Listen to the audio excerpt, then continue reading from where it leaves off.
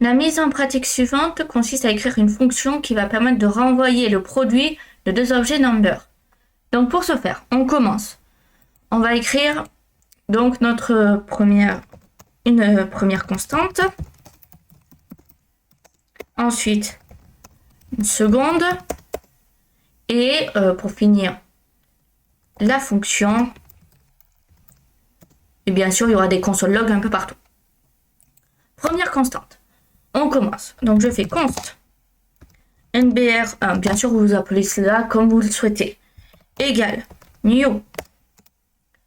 Là, je l'appelle number. Parenthèse 20. Et dedans, point virgule. Ensuite, je fais un log de nbr1.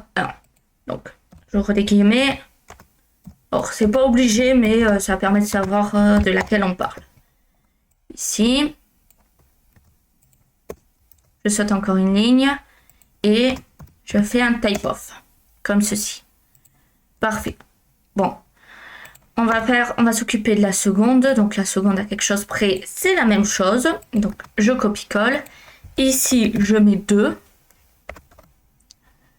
Là, je vais mettre 15, par exemple.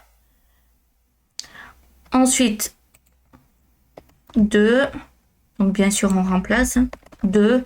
Alors, si ici, c'est un type, là, ça va être le même. Hein, donc, pas la peine d'avoir un doublon.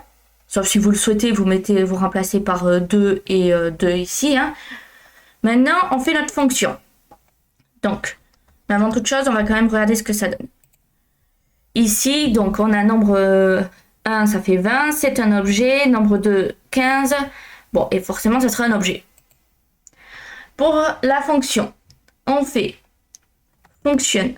Donc, ici, on lui donne le nom qu'on veut. Donc, par exemple, ça va être une multiplication. Donc, je vais mettre multiplication. Voilà. Les paramètres, donc, on aura on va mettre A et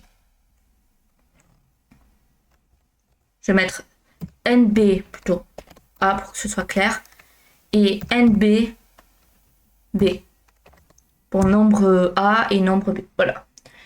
Dedans, on va faire un return de NB A multiplié par NB B point virgule. Or, comme toujours, les points virgules ne sont pas obligatoires.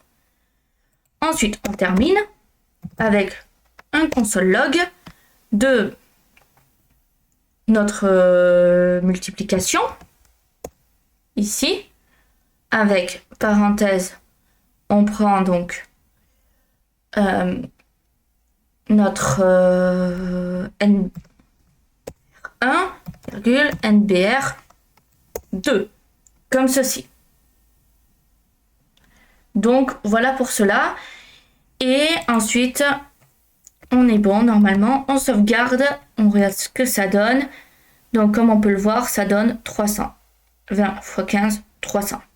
On peut vérifier si on veut avec une calculette, hein, mais normalement le résultat est juste. Si on veut que ce soit plus simple, là, on multiplie par 10. On voit ce que ça donne. Ça donne bien 200, donc c'est bon. Cela fonctionne.